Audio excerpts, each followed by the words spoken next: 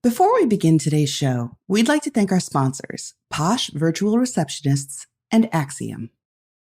Welcome to the Modern Law Library. I'm your host, Lee Rawls, and today I'm joined by Peter J. Hammer, one of the authors of No Equal Justice, The Legacy of Civil Rights Icon George W. Crockett, Jr. Peter, thanks so much for joining us. Oh, it's a pleasure to be here with you, Lee. Now, before we get into the life of George Crockett, I would really like to hear about how this project came about. Can you tell my listeners a little bit about yourself and your co-author, Edward J. Littlejohn? Yeah, so I mean, it's an interesting story. Ed is one of our emeritus professors at Wayne State University Law School, where I teach. And Ed actually retired before I started, so I never got the chance to actually collaborate with Ed while he was active on the faculty. But we started doing some projects together, and he proposed, amongst that kind of beginning to collaborate, that we come together and finish a project that he had started actually in the early 1990s. So the genesis of this book goes to early 1990s when both Judge Crockett and Ernie Goodman, who you'll probably hear more about later, were still alive. So he started that project, did a lot of the early research, interviewed both Crockett and Goodman, and then he just got honest. He got to a point where he just other things eclipsed this project, and so we picked it back up maybe about 5 years ago. And I had to dive back in. I had to learn what Ed knew. We kind of negotiated what an arc of the story would be, and then started to collaborate. And I sort of he wrote the first half before he stopped, and then we collaboratively worked on the second half of the book. But it's been a lot of fun. Ed's just a great guy. He founded the Damon J. Keith collection of African American legal history here at Wayne Law. And I inherited that position, and we extended that to be the Keith Center for civil rights. So we have a lot in common.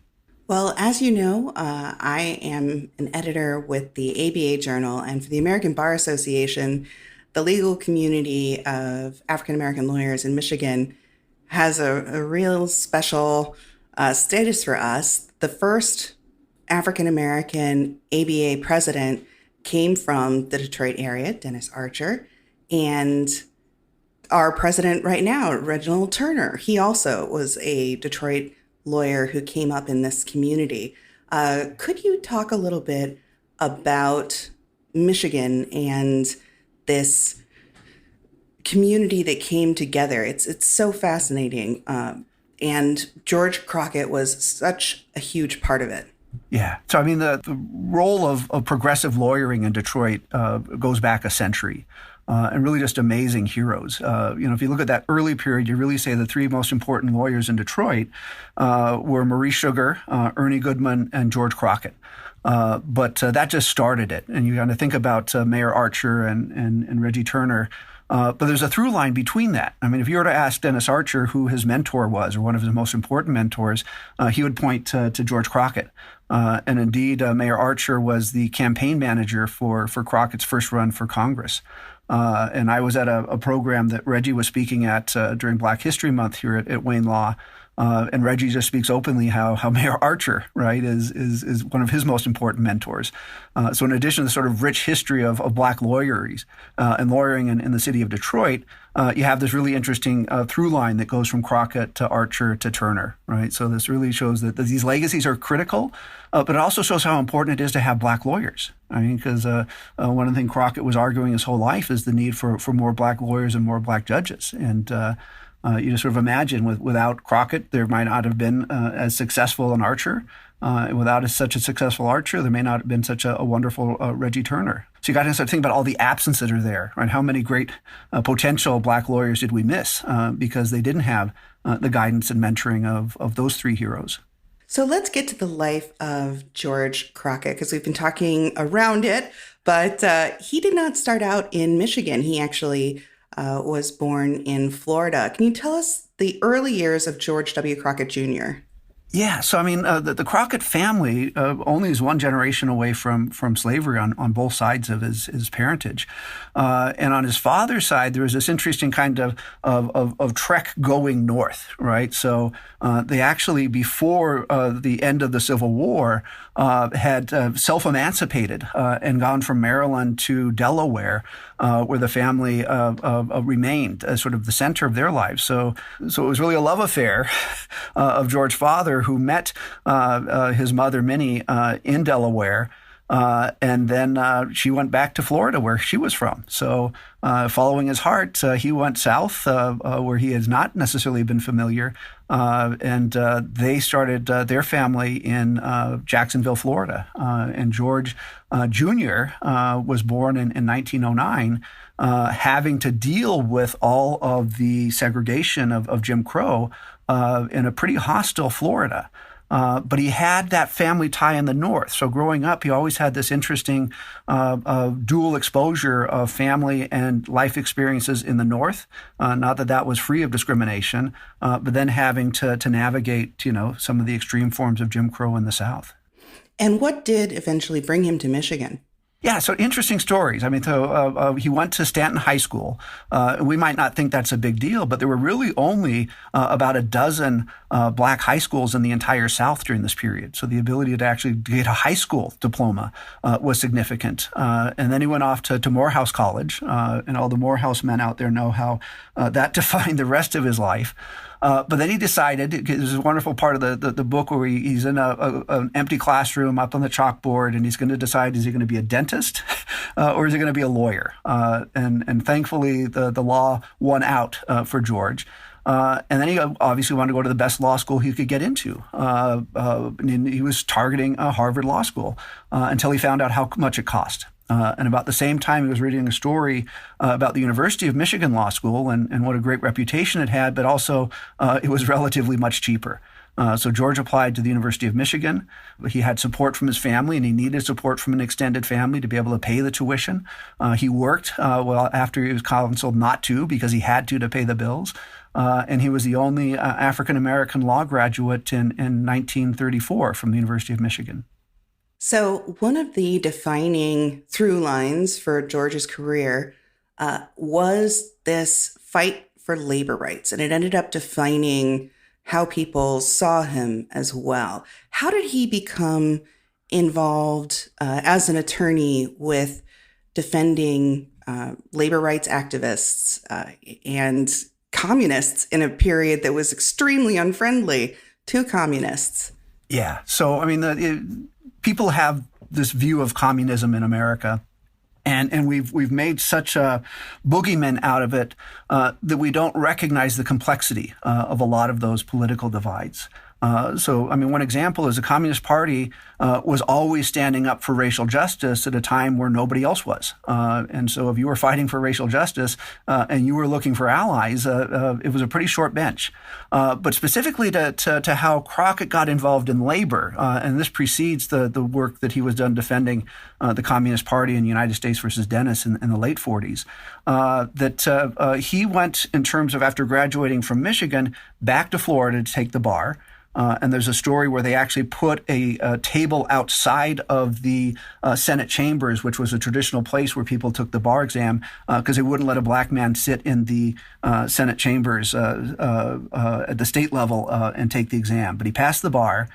He moves up to West Virginia, gets involved in legal practice, but also politics, and shifts his party affiliation in 1939 or 38 from Republican to Democrat, and campaigned openly for the Democratic Senate campaign. And the Democratic candidate won, and the kind of political payoff was a position in the U.S. Labor Department. So George becomes the very first African-American lawyer to work at the Department of Labor in 1939, and was one of the highest-ranking black lawyers in the New Deal era. And when he hit the glass ceiling there, where he was told he couldn't be promoted because if he was promoted, he would be supervising white lawyers, he jumped over to the newly formed Fair Employment Practices Commission and was one of their first hearing examiners in 1943. And by hook and by crook, he gets connected with R.J. Thomas, who was the president of the UAW, and in 1943 is given a very important position in the UAW, fighting discrimination inside the union. And that's what brought him back to Detroit and started him on his labor career. And for people who may not be as familiar with the UAW, that's the United Auto Workers Union. I'm showing my Detroit bias here. Yes. I'm like, there are people who aren't from Michigan who will listen to this. And now I have to get to one of the cases that defined at least the early part of his career as an attorney. You brought it up, Dennis versus the United States. This was fascinating. I was surprised. I really hadn't heard about it. And especially now having heard about it, I'm kind of shocked that it is still good law in that it has not been overturned. Can you take us through the real journey that is Dennis versus the United States? Yeah, you got to start thinking about sort of World War II is coming to an end, and the Cold War, which is a real thing, is taking over American politics. One manifestation was that there was a purge by Walter Reuther of people he suspected of being too liberal or leftist from the UAW. So in 1947, George Crockett gets thrown out of the UAW, Maurice Sugar gets thrown out of the UAW, and Ernie Goodman. Right. Sugar is in New York representing the Dennis defendants. Right. And the case was all about the United States Department of Justice arresting and criminally charging the entire top leadership of the U.S. Communist Party. Right. And you got to kind of step back and say that would be the equivalent of arresting and criminally charging, the Republican National Conference, right, the RNC or the DNC, or if you want to start a slightly different analogy, arresting all of the leadership of the Green Party in the United States and charging them. And nobody would touch the case with a 10-foot pole. I mean, this is going to be, you're a lawyer, you're going to take this case on, you know that you're going to have a tremendous backlash against you. The Attorney General at the time was saying that anybody that took these cases should be taken to the woodshed, right? And there's this conscious effort to really be shaming lawyers who were willing to represent them. Well, Maurice Sugar was involved in the case. And it was important to the Communist Party that there be a black lawyer on the defense team, right? So Sugar calls Crockett, and Crockett's actually painting his living room when he gets the call and contemplates. And he really says, as a matter of principle, really not only was the Communist Party there to defend the rights of African Americans at many important points, that he had an ethical obligation as a lawyer to defend those people who were accused of crimes and didn't have defense. So in a very principled understanding of his own view of his lawyerly ethics, agreed to take the case on. And just to jump in here, this is not a decision he's making lightly at this point in time. He's married, he has children. Were all three of his children born at this point? Yeah. And, he's sitting down there and they try to make it a family decision. So they're sort of all going through this. And his family, which was really one of the backbones of his life, were supportive of the decision he made, knowing the risks. And his wife, who was just an amazing person on her own and a physician, knew the consequences this would have on her early stages of building a practice, But again, this notion of principled courage defined so much of Crockett's life that he was going to do what he thought was right. And so he got on the train and went to New York. And as you said, U.S. versus Dennis, while we don't focus on it today, it was the longest criminal trial in history to that date. And this was in all of the headlines. And it was a real circus. So it was this, it was one of the first trials of the last century. It also involved the idea of a clear and present danger and what that could mean. And they applied this to the 11 men who were defendants in this case. Could you talk a little bit about the lower court decision with Judge Medina and then the Supreme Court case that followed? Yeah. So, if people are exposed to U.S. versus Dennis today in law school, it's usually kind of as a footnote to the treatment of the First Amendment. Right. In the bigger picture, if you try to make it as simple as possible, the folks were being charged not for what they did, right, but for what they believed. Right. And we all know, the lawyers in the audience know, the whole point of the First Amendment is to let people talk and say what they think, even if that's contrary to the mainstream. And the whole point of criminal law is to criminalize actions, right, or preparations for actions.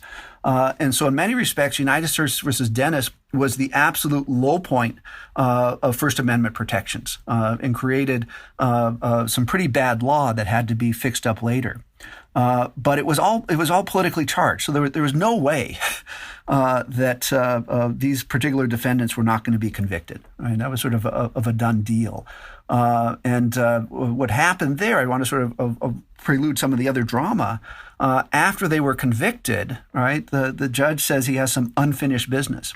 Right, and after the jury is let out, the unfinished business for Judge Medina was to take all the defense bar up in front of him and summarily charge them with criminal contempt of court and sentence them to jail. Right, so one of Crockett's rewards for standing for his principle was not only to lose an unwinnable case, but to be held in contempt and sentenced to prison for zealously representing particular clients that nobody else in the country would be willing to defend.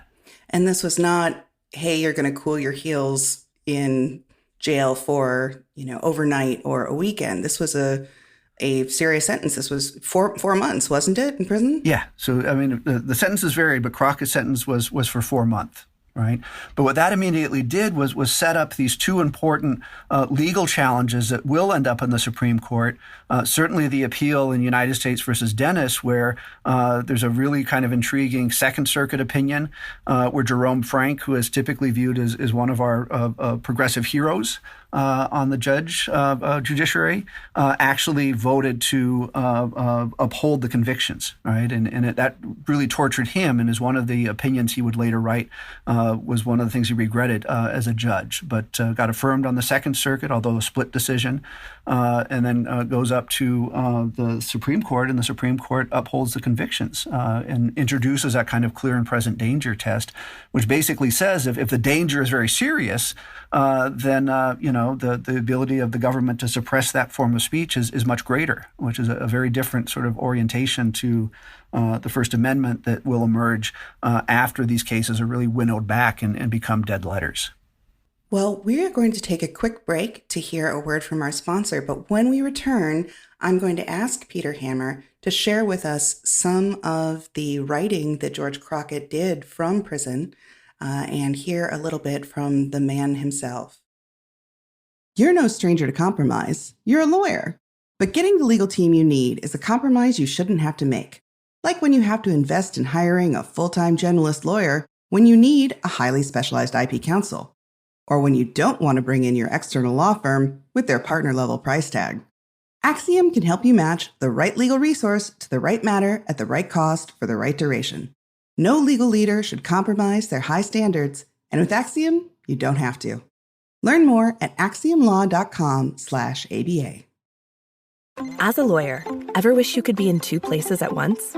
You could take a call when you're in court, capture a lead during a meeting.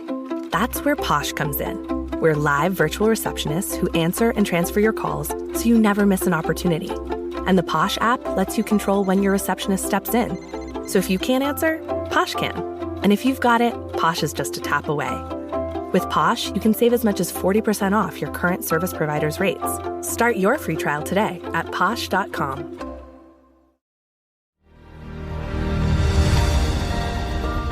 In a world that's constantly changing, the law and how it's practiced must also evolve to keep up with those changes. The ABA Journal's Asked and Answered podcast dives into the compelling stories surrounding lawyers' personal and professional lives. I'm your host, Stephanie Francis Ward, and each month I bring on a new guest to explore their involvement with our dynamic legal ecosystem. For the stories that bring the law to life, follow the ABA Journal's Asked and Answered podcast, part of the Legal Talk Network.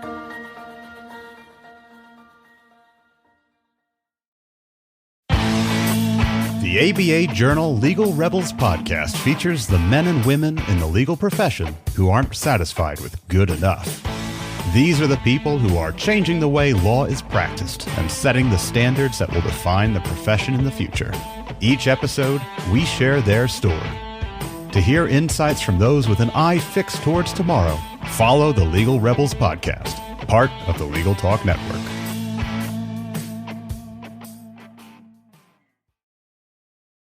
Welcome back to this episode of the Modern Law Library. I'm your host, Lee Rawls. I'm here with Peter J. Hammer, author of No Equal Justice, The Legacy of Civil Rights Icon George W. Crockett Jr. And Peter, as I said before our ad break, I would love to hear from George Crockett in his own words, and he wrote some very effective and impactful, emotionally impactful letters from prison. So Peter, can you share with us a little bit of the writing that George Crockett Jr. did from prison? Yeah, so there's these amazing letters back and forth between George and his wife Ethelene, and some letters between George and the children. And here's just kind of a sampling. You just sort of get a sense of really how important family was to him, but how close his relationship was with his wife. So this is dated May 18th, 1952, which was pretty early on in the prison experience for George. He said, "How is my darling?" He said, "It is Sunday, about 9:45 a.m. So the family should just be about ready to start the day. I suppose George, this would be George III, his son, and Ethelene, his daughter, are making breakfast, and you are in for a cold cup of coffee. We had breakfast at 7 a.m. and have finished our chores for the day. The day is rainy, and we'll be inside all day, and the fellows will be telling one lie after another and disputing all sorts of inconsequential points. I'll spend my time reading, except when I'm requested to settle some form of argument. One of my corridor mates comforted me this morning with a comment that he had been convicted and that my case and his was nothing but persecution." And he says, parenthetically smiling. His is an income tax charge in New York. And the guy was in for leading a ring of basketball fixers for what he said that we lawyers, right, were likewise victims of filthy politics. We have a lot of friends, right, but we're just all in the wrong places. And he just had a sort of interesting, dry sense of humor and was a wonderful kind of observer of people's comments. And one of my other favorite lines that I use in my own life now, he says, all you have is time. When you're in prison, all you have is time. No need to worry, no need to hurry. All you've got is time. Well, having been through that and missed 4 months of his young children's lives and being away from any sort of practice and ability, you may have thought that, many people would have been dissuaded or turned to something else. But George didn't. He was a vocal opponent of McCarthyism. He never was a communist, never joined the Communist Party, but maintained his convictions in this area. Could you talk a little bit about what George experienced when he left prison? Yeah, so you got to remember that the minute he's charged with contempt, there are people in Michigan trying to seek his disbarment. So he gets the kind of leave that is they're appealing United States versus Satcher, which was a due process claim that says that the same judge that's so angry at you can't just summarily charge you to court, but you have to actually hand it over to an impartial judge, which later becomes the law. He's fighting that. That gets upheld, right? And so he goes to prison. And the minute he comes back out of prison, he's got to fight for his bar card, his ability to practice law, and that's its own protracted battle. But while he's fighting that protracted battle, he doesn't step back from the sidelines. I mean, he's still there defending folks who are charged by the House Un-American Activities Committee. There were hearings in 1952 here in Detroit. One of his most favorite and famous clients was Coleman A. Young, who was a labor leader at that time before turning to politics and becoming Detroit's first black mayor. But just incredibly contested fights protecting people's rights. And that was in the HUAC hearings. That was in what became known as the Michigan Six, which is kind of the state level efforts to get rid of the state Communist Party leaders after United States versus Dennis, to defending peoples whose immigration rights were being threatened as well. So after he did all of this work up in Michigan, what was his next step? Yeah, so as he transitions from the 1950s to the 1960s, Crockett and the National Lawyers Guild were incredibly important in pivoting from fighting the sort of Red Scare into fighting the fight for civil rights in the South. So he spearheaded all sorts of important actions to get lawyers from the North to be defending the rights of people arrested in civil rights protests. And he headed the NLG's office in Jackson, Mississippi during Mississippi summer, where all of the voter registration was taking place. We've got to give your readers, something to go to the book for, and we'll kind of leave that part of the book as something that to tell them that's important and another reason to dive into it. But it is hair-raising and life-threatening at points. So So I mean, people remember the three civil rights martyrs, and what they don't know in the story is that they were working with Crockett. They went out to investigate that church bombing to try to find evidence to build a civil rights case. And one of the last people they spoke to was Crockett on the phone, which again just shows how he finds himself in the middle of all of these powerful and in many instances tragic episodes in our legal history. And we would be remiss if we didn't talk a little bit about the National Lawyers Guild. Again, as someone who's employed by the American Bar Association, and we should always face our pasts. In 1912, the ABA explicitly restricted membership to only white lawyers, and that wasn't rescinded until 1943, and no Black lawyer was admitted for membership until 1950.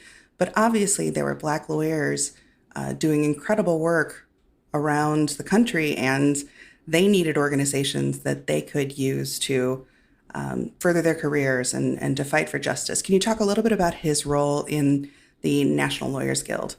Yeah, so I mean, you're exactly right. The thing that distinguished the National Lawyers Guild was an integrated national bar association from the very beginning.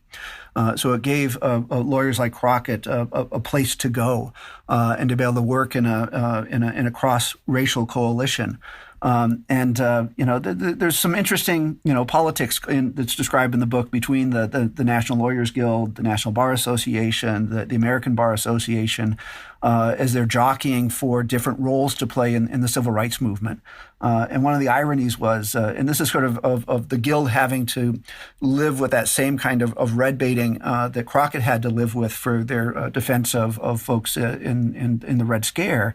The ABA got very involved in Mississippi Summer and other work in the South, largely to make sure that the National Lawyers Guild was not there as the only entity. So this interesting kind of rivalry and opposition I think in a very positive way encouraged the ABA and other national organizations to be taking a far more active role in the South than they might have otherwise in the absence of the Guild leadership. I don't think that many people would necessarily see this coming, but George Crockett Jr.'s next segment of life, after being a lawyer with a lot of these very controversial cases, he did become a judge. Could you talk a little bit about his judicial career, how he came to sit on the Recorder Court, and what the Recorder Court is? Because I don't think that everyone outside of Michigan may understand that term. Yeah, so the Recorder's Court was an interesting creature here. It was hearing criminal cases from the city of Detroit. And so that meant that the judges who were elected from Detroit. It also meant that the jury pool was coming directly from Detroit, which created the notion is the demography in Detroit is changing and the number of African Americans are increasing as a percentage. Their ability to then win elections changes. Their ability to be on juries changes in ways that are much more favorable to Black defendants, where they finally might get a jury of their peers. So George runs in 1966, right? And the United States versus Dennis, the lawyer for the Communist Party, will haunt him in all of his elections. And there's an amazing a poster that came out, and you can trace this back, and it has been traced back and verified to J. Edgar Hoover. So J. Edgar Hoover's up there trying to make sure that George Crockett doesn't win his campaign to be a judge on Recorder's Court, and is just putting all of this kind of anti-communist hysteria back in the air. But Black Detroiters knew George Crockett, and Black Detroiters trusted George Crockett. And he was such a man of such integrity and principle that I think a lot of folks that might not agree with what he had done respected him for his choices and as a person. So he won the election and now becomes a judge. But think about, Detroit, 1966, 1967, the late 60s. He gets on the bench, literally 6 months before the Detroit Rebellion in 1967. And that was where he again starts to distinguish himself as a man of courage and principle. So the prosecutors were basically demanding that judges require a $10,000 bond for all people who are detained in the wake of the rebellion. And Crockett thought that was not individualized justice. That was sort of group criminalization. So he set up a very innovative process relying upon his sort of network of folks in the legal community to ensure that there were individualized determinations of bail for all of the people that came before him, and stood up against that kind of wave in 1967. But probably his most important case would probably be the New Bethel case that would come 2 years later. And I definitely want to talk about the New Bethel incident because it does bring up so many of these things and really seems to be so formative for him as a judge and then in his later life. I also want to just let listeners know one of the great things about No Equal Justice, the book, is how many, not just family photos, professional photos, but also political cartoons and other interesting illustrations you and Edward Littlejohn were able to find and include in the book. And I, as a reader, just really liked being able to see that. And it is fascinating how political cartoonists were portraying him or judges like him. Yeah, and I just give another plug for Ed. All of this is coming out of his collection, and Judge Crockett had left basically all of his papers to Ed's stewardship.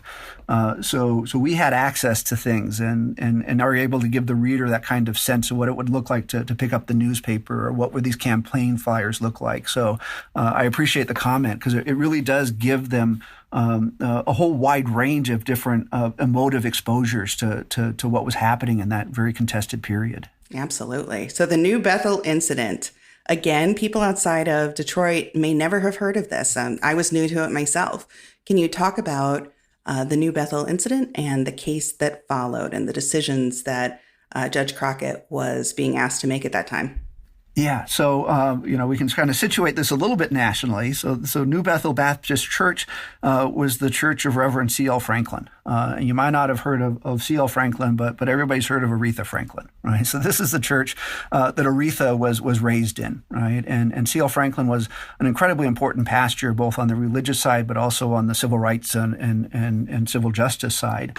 So he had agreed to rent his church out to a group called the Republic of New Africa, which was founded in Detroit the year before, which was a Black Power organization and believed in kind of Black separatist politics. And they were holding their second annual convention at the New Bethel Baptist Church, and there was an altercation outside, right, where the kind of honor guard of the Republic of New Africa have a confrontation with a squad car that's coming by. Shots are fired. Tragically, one of the police officers was killed and another one was wounded. But suggesting, and it's also been kind of proven as records have come out afterwards, there were almost as many police informants from the federal and state and local police forces as there were Republic of New Africa members. And likely, the best story I can tell, though I can't verify this is speculation, that they didn't stop the patrol car going through, right? The last thing they wanted was that patrol car going through, right? And that creates this exchange of gunfire. And literally within minutes, there are scores and scores of police at the New Bethel church. And they just invade the church with guns blazing. And it's really amazing that nobody was killed inside of the church, although people were injured.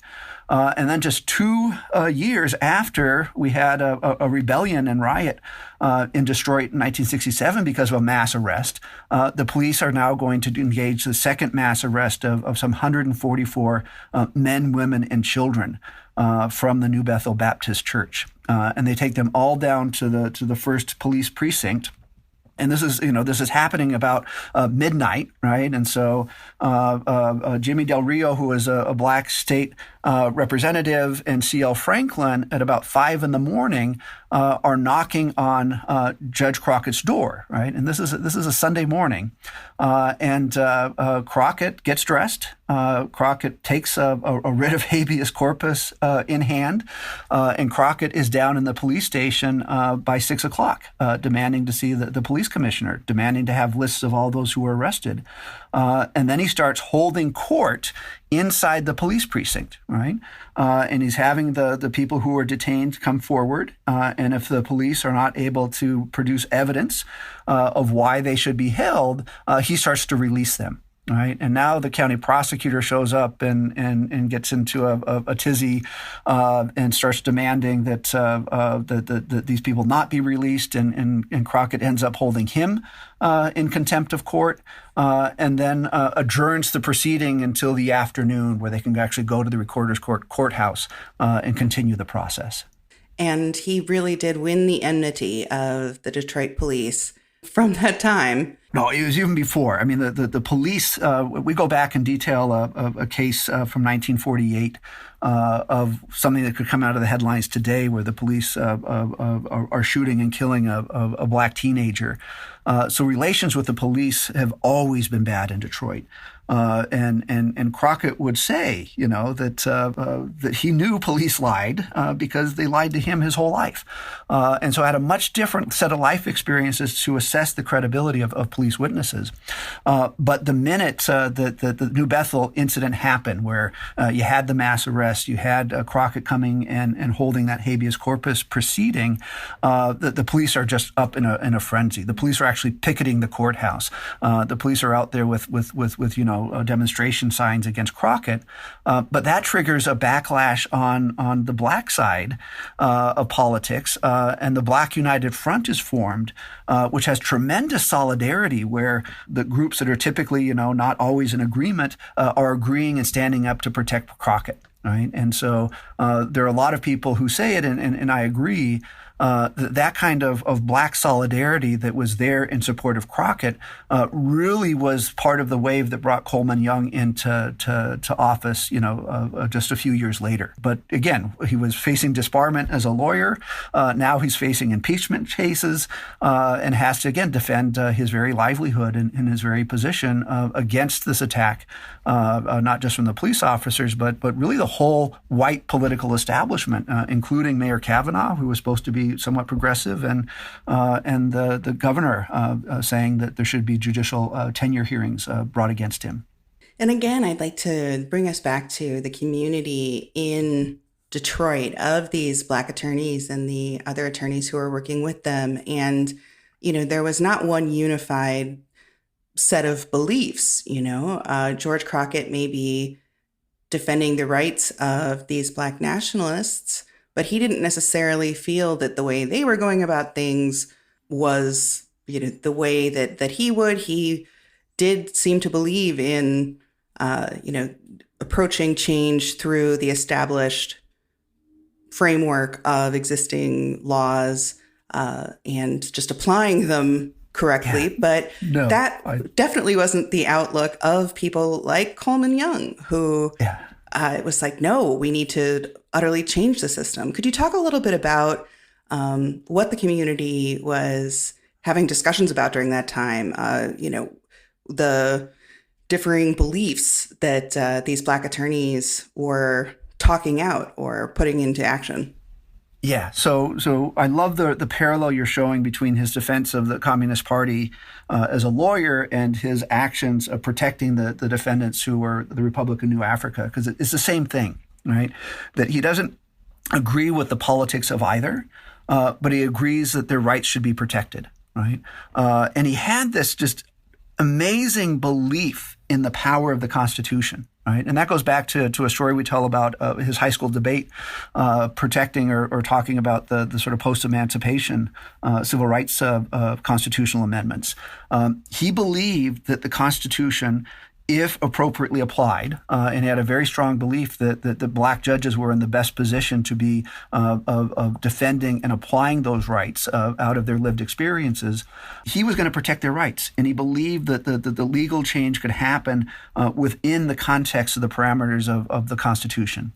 And that stands in sharp contrast. You sort of think about the Republic of New Africa, you think about the rise of Black Power, and there's wonderful exchanges happening at different guild meetings between Richard Henry, who was a member of the Republic of New Africa, and Judge Crockett. And part of what Republic of New Africa wanted was the southern states to cede their land to create a new black nation. That's the Republic of New Africa. And Crockett would just sort of look at that and say, he's not going to give up any square inch of America, right? He says that black people have a right to live and have their rights respected in every single state. So we just had a very different orientation about what the politics should be. But I would try to just quibble a little bit. Coleman Young was a consummate politician. So Coleman Young was, certainly believing in black power with sort of small capital letters, and certainly had a very progressive set of beliefs about the economy and about labor. But you also have to give Coleman Young credit for just being an incredibly astute and gifted politician as well. And speaking of politicians, again, as I read the book, I was like, how did this man who takes such controversial risks in order to, maintain what he feels is the moral position and advocate for civil rights and make all of these, again, very controversial decisions with his career, ends up the third part of his professional life is spent in politics. And it's at an age where most people would have retired, but he didn't. Can you talk a little bit about the period of his life where he fully enters non-judicial politics?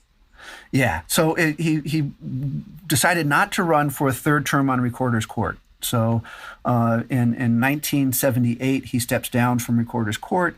Part of that was to spend more time with his wife, who was also going to retire from her medical practice.